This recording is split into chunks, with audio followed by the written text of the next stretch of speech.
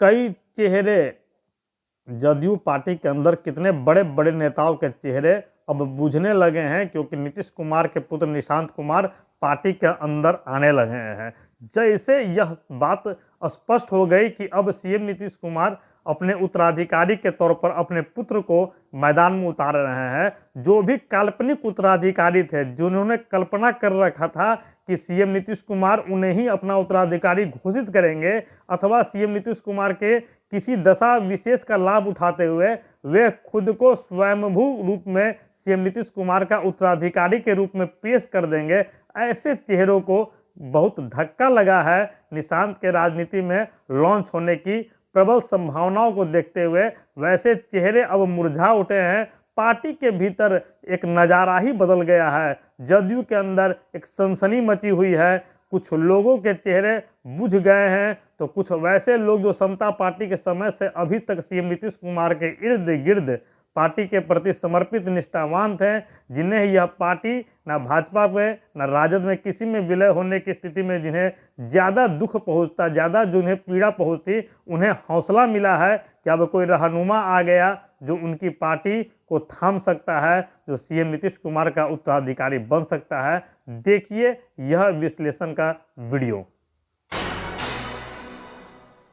नमस्कार, आप देख रहे हैं अमृत वर्षा न्यूज, आपका स्वागत है। बिहार की राजनीति में सत्ताधारी जमात के अंदर बहुत सारे बड़े बड़े नेताओं को सांप सूंघ गया है। दरअसल जब से सीएम नीतीश कुमार के पुत्र निशांत कुमार की राजनीतिक पारी के आगाज की चर्चाएं आम हो गई है, तब से जेडीयू के अंदर खाने में कई तरह के तूफान आने के संकेत स्पष्ट दिख रहे हैं। मसलन यह तूफान पार्टी के अंदर खाने में अंदर ही अंदर दम तोड़ देता है, या यह तूफान आगे चलकर जदयू के दशा दिशा पर प्रतिकूल प्रभाव छोड़ता है, यह बात की बात है। लेकिन फिलहाल सीएम नीतीश के पुत्र निशांत की राजनीतिक पदार्पण के तैयारियों के साथ पार्टी के अंदर कई बड़े चेहरों को काठ मार गया है। दरअसल पार्टी के अंदर सीएम नीतीश कुमार के बाद पार्टी पर हावी होने के लिए कई लंबे समय से गुटबंदियां चल रही थी।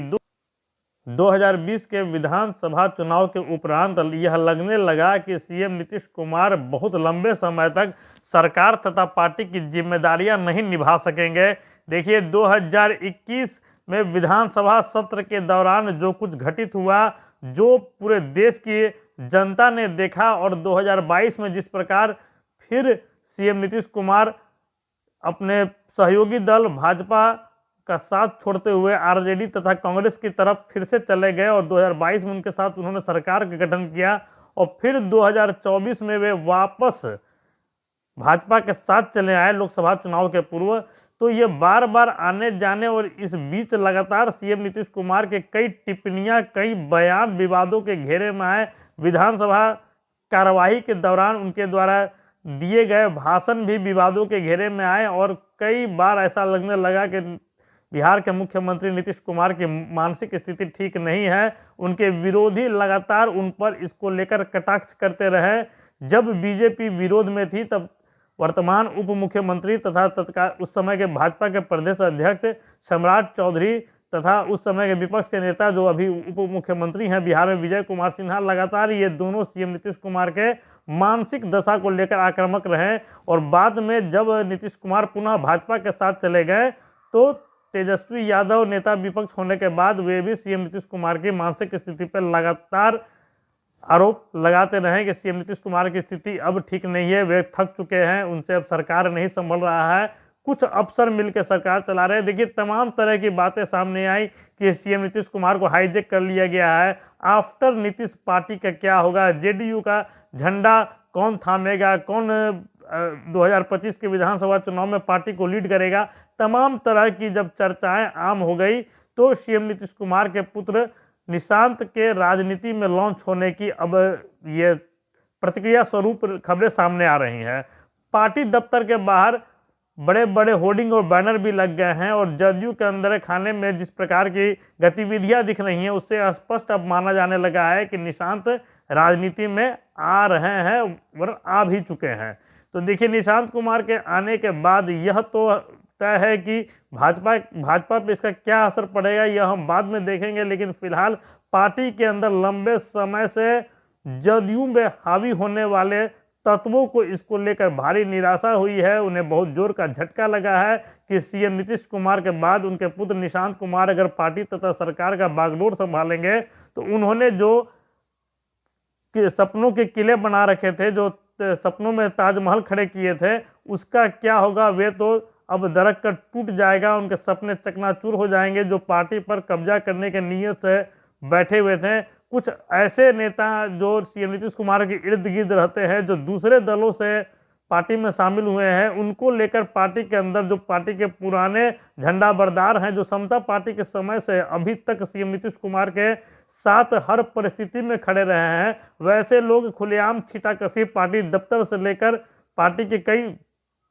कार्यक्रमों के दौरान यह छींटाकशी करते हुए उन्हें आप देख सकते हैं कि किस प्रकार सीएम नीतीश कुमार की पार्टी को हड़पने की चाल चली जा रही थी, किस तरह पार्टी के विलय की बात की जा रही थी, किस प्रकार कभी राजद के साथ तो कभी बीजेपी के अंदर पार्टी के समाहित तो हो जाने की चर्चाएं भीतर ही भीतर की जा रही थी। इन चर्चाओं को अब विराम लगता हुआ दिख रहा है जब से सीएम नीतीश कुमार के पुत्र निशांत कुमार की राजनीति में आने की बात सामने आ रही है। देखिए, निशांत राजनीति में आने वाले हैं, इसका लगभग ग्रीन सिग्नल मिल चुका है। जहां तक पार्टी के बागडोर संभाले जाने की बात है तो सीएम नीतीश कुमार फिलहाल पार्टी के राष्ट्रीय अध्यक्ष भी हैं तथा बिहार के मुख्यमंत्री हैं, तो निश्चित तौर पे निशांत राजनीति में आते हैं तो पहले पार्टी की बागडोर भी उनके हाथ में दी जा सकती है। यह 2025 के विधानसभा चुनाव के उपरांत जब सीएम नीतीश कुमार अपना पद छोड़ेंगे तो इस स्थिति में उनके पास अपने उत्तराधिकारी के रूप में निशांत कुमार का नाम जनता के सामने रहेगा।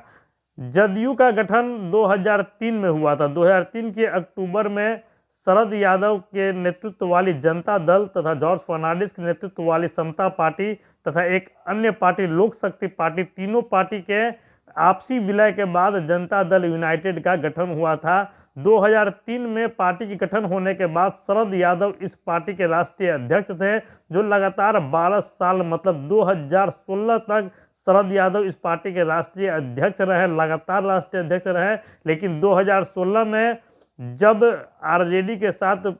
सीएम नीतीश कुमार थे और फिर से बीजेपी के साथ जाने की चर्चाएं पार्टी के अंदर चलने लगी और शरद यादव तथा सीएम नीतीश कुमार के बीच इस मुद्दे को लेकर मतभेद की स्थिति उत्पन्न हुई, तो सीएम नीतीश कुमार ने पार्टी की लगाम पूरी तरह से अपने हाथ में ले ली। वे पार्टी के राष्ट्रीय अध्यक्ष स्वयं बन गए और उसके बाद लगातार वे राष्ट्रीय अध्यक्ष रहे। बाद में उन्होंने आरसीपी सिंह, जो अभी बिहार में अपनी अलग पार्टी बनाकर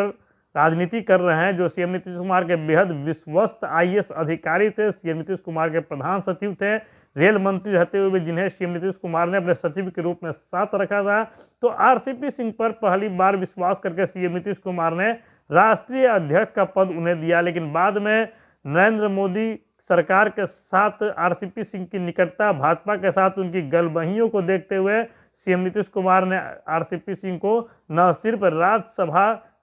का टिकट दोबारा नहीं दिया बल्कि पार्टी के अध्यक्ष पद से भी हटा दिया और उस पार्टी के अध्यक्ष पद पर सीएम नीतीश कुमार सबसे लंबे दिनों तक अपने साथ देने वाले चहेते नेता राजीव रंजन सिंह उर्फ ललन सिंह, जो मुंगेर के सांसद हैं, बिहार सरकार में मंत्री रह चुके हैं और वर्तमान में केंद्रीय मंत्री हैं, ललन सिंह, उन्हें पार्टी का राष्ट्रीय अध्यक्ष बनाया। लेकिन जब सीएम नीतीश कुमार फिर राजद को छोड़कर भाजपा के साथ 2023 के अंत में जाने की बात चलने लगी, जब यह स्पष्ट होने लगा कि अब सीएम नीतीश कुमार फिर पाला बदलेंगे, तो सीएम नीतीश कुमार ने ललन सिंह को भी पार्टी के राष्ट्रीय अध्यक्ष पद से हटाकर स्वयं राष्ट्रीय अध्यक्ष का पद बागडोर पुनः फिर से उन्होंने थाम लिया। देखिए, अभी तक जदयू के स्थापना से लेकर अभी तक सिर्फ 5 अध्यक्ष रहे हैं, जिसमें प्रारंभिक शुरुआत में शरद यादव थे, लगातार थे। जब सीएम नीतीश कुमार को लगा कि अब पार्टी में उनकी पकड़ डायरेक्ट अपनी ही होनी चाहिए और उन्हें निष्कंटक रास्ता चाहिए था, तो वे शरद यादव को पार्टी के अध्यक्ष पद से हटा दिए। बाद में 2 बार उन्होंने क्रमिक तौर पर, एक बार आरसीपी सिंह तथा दूसरी बार ललन सिंह पर विश्वास करते हुए पार्टी का राष्ट्रीय अध्यक्ष बनाया। लेकिन अब पार्टी के राष्ट्रीय अध्यक्ष सीएम नीतीश कुमार जिसको बनाएंगे, तो शायद उससे फिर उस अध्यक्ष पद को वे हासिल वापस नहीं ले सकें, क्योंकि सीएम नीतीश कुमार की उम्र लगातार बढ़ती जा रही है तथा राजनीति में सक्रियता के लिए उम्र का असर बेहद आवश्यक होता है। उम्र का प्रभाव पड़ता है राजनीति में, तमाम निर्णय लेने में, तमाम सोच विचार में। तो इसलिए अब राष्ट्रीय अध्यक्ष के पद पर सीएम नीतीश कुमार ने निश्चित तौर पर अपने पुत्र की ताजपोशी का प्लान कर रहे हैं। उनकी टीम जो है, टीम नीतीश, इस पर काम कर रही है। फिलहाल निशांत के राजनीति में आने के साथ ही जदयू के कई चेहरे बुझे हुए दिख रहे हैं, जिन्हें लगातार यह सपना आता था कि सीएम नीतीश कुमार उन्हें अपना उत्तराधिकार सौंप देंगे। देखिए, बहुत सारे चहेते लोग हैं सीएम नीतीश कुमार के, जिन्हें उम्मीद था कि मुख्यमंत्री नीतीश कुमार राजनीति से संन्यास लेते वक्त, या जब वे थक जाएंगे, जब वे पद पे बने रहने की स्थिति में नहीं रहेंगे, तो या तो वे उन्हें उत्तराधिकारी घोषित करेंगे, या फिर जिस प्रकार जॉर्ज फर्नांडिस से सत्ता का हस्तांतरण सीएम नीतीश कुमार ने किया था, कुछ उसी प्रकार से सीएम नीतीश कुमार से